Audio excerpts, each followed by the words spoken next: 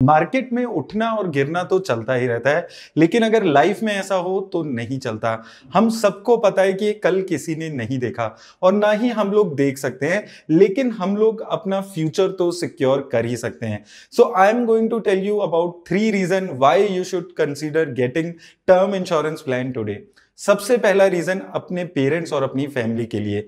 जब भी हम टर्म इंश्योरेंस प्लान लेने के बारे में सोचते हैं तो हम अपने वाइफ, अपने बच्चों के नजरिए से सोचकर टर्म इंश्योरेंस प्लान लेते हैं। लेकिन आपके पेरेंट्स का क्या? अगर भगवान ना करे ऐसा कुछ हो, लेकिन कल को अगर आपको कुछ हो जाता है तब उनका क्या होगा? तो ऐसे में काम आता है टर्म इंश्योरेंस प्लान, जो आपके जाने के बाद भी आपकी फाइनेंशियल वेलबींग का ख्याल रखती है, आपकी फैमिली की, और आपकी फैमिली को सिक्योर रखती है। दूसरा रीजन अपने डेट पे ऑफ करने के लिए। अक्सर हम लोग अपनी पहली या दूसरी जॉब लगते ही अपनी ड्रीम कार, अपने ड्रीम हाउस के लिए लोन ले लेते हैं, बट अगर कल को आपको कुछ हो जाता है तो वो जो आपकी ईएमआई बच जाएगी लोन पे, उसका क्या होगा? उसके लिए काम आता है आपका टर्म इंश्योरेंस। टर्म इंश्योरेंस में जो आप सम एश्योर करते हो, उससे आपके जाने के बाद भी आपके पेरेंट्स, आपकी फैमिली वो जो आपका बचा हुआ लोन है उसको उतार सकती है। इसलिए टर्म इंश्योरेंस लेना आपके लिए बहुत ज्यादा जरूरी है। और तीसरा रीजन है रीजनेबल प्रीमियम। जब हम यंग और हेल्दी होते हैं तो बहुत सारे इंश्योरर्स हमें काफी कम प्रीमियम पे एक अच्छा खासा कवर दे देते हैं। आप 1 करोड़ तक का इंश्योरेंस करवा सकते हैं 1000 से 1500 पर मंथ में। और हम सबको पता है ये बहुत ही लो कॉस्ट है, लेकिन जैसे जैसे हमारी उम्र बढ़ती जाती है ये जो प्रीमियम का अमाउंट है ये भी बढ़ता जाता है। तो इसलिए आपको एक सर्टेन एज तक इंश्योरेंस लेना बहुत ज्यादा जरूरी हो जाता है। So if you are interested in taking a term insurance plan, I will highly recommend you to talk to Wealthy's trusted wealth partners. They provide free consultation and spam free advice. तो Wealthy के wealth partner से consultation book करने के लिए मैंने link description में आपको दे दिया है। आप जाकर अपने टाइम के हिसाब से उनसे मीटिंग फिक्स कर सकते हैं, अपने सारे डाउट्स उनसे क्लियर कर सकते हैं। और एक चीज मैं आपको बार बार बता रहा हूं कि ये जो कंसल्टेशन है ये बिल्कुल फ्री है, एकदम फ्री ऑफ कॉस्ट है, आपको कोई भी पैसा नहीं देना होगा। तो आप अपने सारे डाउट्स यहां पर जाकर क्लियर कर सकते हैं। तो आज ही अपनी कंसल्टेशन वेल्दी के वेल्थ पार्टनर्स के साथ आप फ्री ऑफ कॉस्ट बुक करें। Think wealth, get wealthy. Hi guys, this is CA Kshitij Gupta and you are watching Wealthy's YouTube channel. दोस्तों, आज हम बात करने वाले हैं Mirae asset emerging blue chip fund के बारे में। अभी 1-2 दिन पहले मैंने बेस्ट परफॉर्मिंग फंड्स के बारे में बात की थी जिन्होंने 10 सालों में सबसे अच्छी रिटर्न दी है। ये फंड उनमें से एक फंड है, लेकिन पिछले 1 साल में कुछ खास परफॉर्मेंस इस फंड की नहीं रही है। तो इस वीडियो में हम देखेंगे कि ये फंड कैसा है, किस टाइप के इन्वेस्टर्स के लिए ये फंड ज्यादा सुटेबल है, क्या इन्वेस्टमेंट स्ट्रेटेजी ये फंड फॉलो करके चलता है, और अगर आप इन्वेस्ट कर रहे हैं इस फंड में तो किन चीजों का आपको यहां पर ख्याल रखना है। तो आइए दोस्तों चलते हैं और देख लेते हैं ये वीडियो। तो दोस्तों, अगर हम इस फंड के लॉन्च डेट की यहां पर बात करते हैं तो जुलाई 2010 में ये फंड शुरू हुआ था। तो काफी पुराना ये फंड हो चुका है। पहले ये मिड कैप कैटेगरी का फंड हुआ करता था और अब चेंज होकर काफी 3-4-5 सालों से ये large and mid cap category का फंड यहां पर हो चुका है। वहीं दोस्तों, बात करें अगर इसके यहां पर फंड मैनेजर की, तो सबसे अच्छी बात इस फंड की यहां पर यही लगती है कि फंड मैनेजर के एंगल से बहुत अच्छी कंसिस्टेंसी है। मिस्टर नीलेश सुराना जी सिंस इंसेप्शन लगभग जुलाई 2010 से ही इस फंड को यहां पर हैंडल कर रहे हैं। वहीं दोस्तों, अगर हम बात करें यहां पर इस फंड के साइज की, तो 24,000 करोड़ के आसपास इस फंड का अभी एसेट अंडर मैनेजमेंट हो चुका है।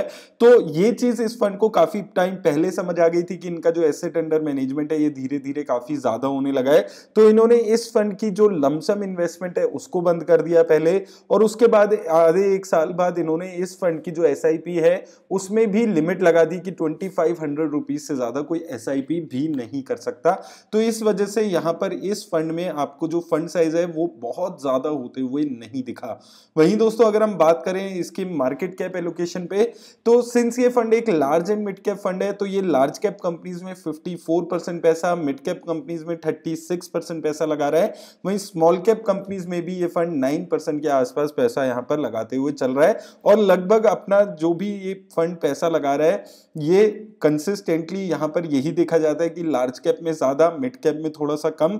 लेकिन अभी इस फंड ने पिछले 6 महीने में स्मॉल कैप में अपनी एलोकेशन को थोड़ा सा बढ़ाया है। पहले 1-2% ही एलोकेशन हुआ करता था, जो अभी बढ़ाकर इस फंड ने 9% के आसपास यहाँ पर कर दिया है। वहीं दोस्तों अगर हम इसके एग्जिट लोड पे बात करते हैं तो एग्जिट लोड इस फंड में आपको 1% का देना पड़ेगा अगर आप इस फंड में 1 साल के अंदर पैसा निकाल लेते हैं। 1 साल के बाद अगर आप कोई भी पैसा निकालते हैं तो किसी तरह का कोई एग्जिट लोड आपको इस फंड में नहीं देना होगा। वहीं दोस्तों अगर हम बात करते हैं इसकी यहाँ पर रिस्क रेशियोज पे, तो सबसे पहले अगर हम स्टैंडर्ड डेविएशन पे इसकी बात करें तो स्टैंडर्ड डेविएशन इस फंड का 21.03 के आसपास चल रहा है। स्टैंडर्ड डेविएशन किसी भी फंड का ये बताता है कि एक फंड कितना ज्यादा वॉलेटाइल है, और जितनी ज्यादा स्टैंडर्ड डेविएशन उतनी ज्यादा वॉलेटिलिटी यहाँ पर देखने को मिलती है।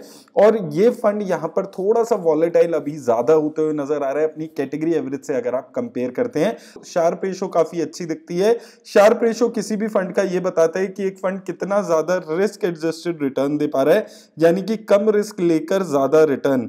और उस मामले में ये फंड अपने जो बाकी इसके जो फंड्स है कैटेगरी एवरेज में जो फंड्स हैं उससे यहाँ पर बेटर करते हुए नजर आ रहा है। वहीं टर्नओवर रेशो की अगर हम दोस्तों बात कर लें तो टर्नओवर रेशो किसी भी फंड की ये बताती है कि एक फंड कितना ज्यादा यहाँ पर अपने जो पोर्टफोलियो है उसमें चेंजेस कर रहा है। यानी कि बहुत ज्यादा अगर आपकी टर्नओवर रेशो है किसी फंड की तो इसका मतलब होता है कि फंड बहुत ज्यादा फ्रीक्वेंटली बाय और सेल पोर्टफोलियो में करता है। और अगर ये कम होती है तो ये दिखती है कि एक फंड अपनी कंपनीज में बहुत ज्यादा चेंजेस नहीं करता है। तो 61% के आसपास की इसकी टर्नओवर रेशो है। हालांकि कैटेगरी एवरेज से तो काफी बेटर यहां पर नजर आती है, लेकिन 61% यहां पर एक अच्छी टर्नओवर रेशो मानी जा सकती है। यानी कि बहुत ज्यादा फ्रीक्वेंटली ये फंड अपने पोर्टफोलियो में यहां पर चेंजेस नहीं कर रहा है, तो उस चीज का भी आपको यहां पर ध्यान रखना है। दोस्तों अगर हम इसकी सेक्टर एलोकेशन पे यहां पर बात करते हैं तो सबसे ज्यादा पैसा ये फाइनेंशियल सेक्टर में ही काफी लंबे टाइम से लगाकर चल रहा है, और अभी भी यही देखने को मिल रहा है कि ये फंड मेजरली अपने फाइनेंशियल सेक्टर में ही मेजर पैसा यहां पर लगाकर चल रहा है। लगभग जो आप देखेंगे मेजर पैसा 28% पैसा ये फाइनेंशियल सेक्टर में यहां पर लगाकर चल रहा है। तो और उसके अलावा ऑटोमोबाइल, एनर्जी, टेक्नोलॉजी और हेल्थ केयर सेक्टर में ये पैसा लगा रहा है। तो अगर आप यहां पर टॉप 10 देखेंगे तो काफी हद तक निफ्टी 50 इंडेक्स की काफी कंपनीज यहां पर देखने को मिलने वाली है। वहीं अगर हम टॉप 10 कंपनीज यहां पर बात करें तो आपको यहीं पर यही देखने को मिलेगा। देखिए यहां पर हो क्या रहा है कि मेजरली अगर आप देखेंगे टॉप 6 कंपनीज देखेंगे तो ये सारी ही कंपनीज निफ्टी 50 की टॉप कंपनीज हैं। HDFC bank, ICICI bank, Axis bank, Infosys, Reliance, state bank. तो ये फंड देखिए बहुत ज्यादा रिस्क लेकर नहीं चल रहा है। हालांकि ये एक large and mid cap fund है, फिर भी मेजर पैसा ये लार्ज कैप कंपनीज में लगा रहा है। और लार्ज कैप में भी ब्लू चिप कंपनीज, बिल्कुल जो टॉप की कंपनीज है उनमें ये पैसा लगाकर चल रहा है। निफ्टी नेक्स्ट 50 की बहुत ज्यादा कंपनीज यहां पर देखने को नहीं मिलती है। तो आपको एक चीज समझनी है कि पहले तो अगर आप इस फंड के साथ कोई और फंड्स ले रहे हैं और वो निफ्टी 50 एलोकेशन ज्यादा है तो वो चीज आप समझकर चलिएगा। और दूसरी चीज कि ये फंड जो बाकी large and mid cap fund है उसके कंपैरिजन में कम रिस्क लेकर यहां पर चल रहा है। टॉप 10 में से जो 7 कंपनीज हैं, अगर आप भारतीय इंफ्राटेल को भी इंक्लूड कर देते हैं तो वो निफ्टी 50 इंडेक्स की कंपनीज है। तो एक डाउनसाइड प्रोटेक्शन देने वाला है अगर आप large and mid cap fund में इन्वेस्ट करने के बारे में सोचते हैं तो ये उस टाइप का फंड है। जो ये फंड रिस्क ले रहा है वो ये ले रहा है मिड कैप कंपनीज में। मिड कैप में एसकेएफ इंडिया, भारत फोर्ज जैसी कंपनीज है, तो थोड़ा रिस्क यहां पर ये जो अपना मिड कैप और स्मॉल कैप सेक्शन है उसमें लेकर चल रहा है। और लार्ज कैप कंपनीज में पर्टिकुलरली अगर आप देखेंगे एक अच्छी स्टेबिलिटी बनाने की कोशिश कर रहा है। तो एक अच्छा मिक्सचर है यहां पर कि रिस्क सिर्फ मिड कैप और स्मॉल कैप में, और लार्ज कैप अच्छी कंपनी से एक स्टेबिलिटी पोर्टफोलियो को ये फंड देने की कोशिश यहां पर करते हुए नजर आता है। वहीं दोस्तों अगर हम बात करें यहाँ पर इसकी रिटर्न्स पे तो ये चीज आपको यहाँ पर देखनी वाली जरूरी है कि अगर आप 10 साल की रिटर्न देते हैं तो 23% की रिटर्न है। हालांकि 5 साल में 14% की ही रिटर्न ये फंड दे रहा है, 3 साल में 20% की और 2 साल में 22% की, और 1 साल में कुछ खास रिटर्न ये फंड नहीं दे पाया है। अब आपको ये चीज भी समझकर चलनी है कि इस फंड की रिटर्न्स को आप सीधा सीधा ये प्लेन ये नहीं देख सकते कि इस फंड ने 23% की रिटर्न्स कैसे दी है, ये भी आपको समझना है। क्योंकि आज से कुछ टाइम पहले तक जब म्यूचुअल फंड्स के नियम कुछ अलग हुआ करते थे तो ये फंड एक मिड कैप कैटेगरी का फंड हुआ करता था, तब ये ज्यादा रिस्क लिया करता था और तब ये और ज्यादा रिटर्न्स जनरेट कर रहा था। लेकिन अभी कुछ टाइम पहले से ये fund large and mid cap category का फंड हो गया है और जो रिस्क है वो उसने अपने डाउनसाइड प्रोटेक्शन ज्यादा करती है। तो इस वजह से 5 सालों में आपको 14% की रिटर्न देखने को मिलती है। लेकिन अगर आप लगभग 10 साल में देखते हैं तो ये फंड 23% की रिटर्न्स यहां पर दे रहा है।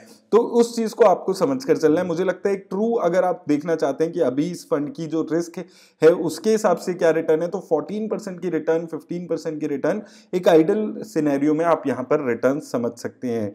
वहीं अगर हम बात करें एसआईपी इन्वेस्टमेंट में, तो वहां पर भी आपको यही चीज देखने को मिलती है कि 5 सालों में अच्छी रिटर्न्स है यहां पर 19% की, 3 साल में 21% की। हालांकि 1 और 2 साल में बहुत खास रिटर्न्स ये फंड नहीं दे रहा है।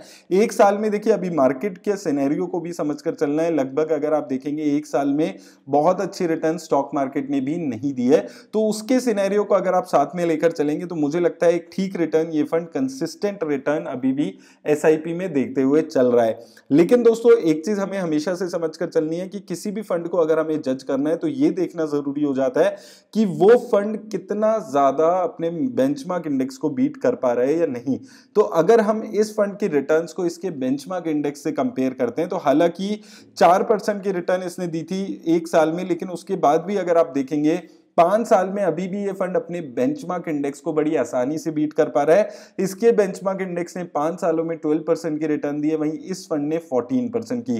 3 साल और 2 साल में ये लगभग अपने बेंचमार्क इंडेक्स जैसी ही रिटर्न्स दे रहा है और 1 साल में भी ये फंड अपने बेंचमार्क इंडेक्स जैसी ही रिटर्न दे रहा है।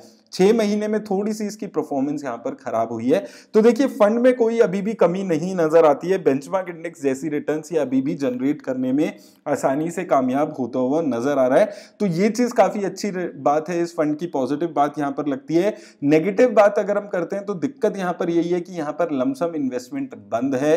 तो अगर मार्केट में गिरावट आती है, आप अपनी जो एनएवी है उसको एवरेज करना चाहते हैं तो वो आप इस फंड में नहीं कर सकते। और मुझे लगता है कि ऐसी वॉलेटाइल मार्केट में ये एक बहुत बड़ा नेगेटिविटी इस फंड के लिए है। तो अगर आप एक ऐसे large and mid cap fund में इन्वेस्ट करना चाहते हैं जो आपको डाउनसाइड प्रोटेक्शन प्रोवाइड करके दे और बहुत ज्यादा रिस्क ना ले, तो वो इस टाइप का ये फंड है। तो उम्मीद करता हूं दोस्तों इस वीडियो से आपको इस फंड के बारे में समझने में आसानी होगी। अगर वीडियो अच्छी लगी हो तो वीडियो को लाइक और शेयर जरूर कर दें। चैनल पे नए हैं तो सब्सक्राइब करना ना भूलें। धन्यवाद दोस्तों।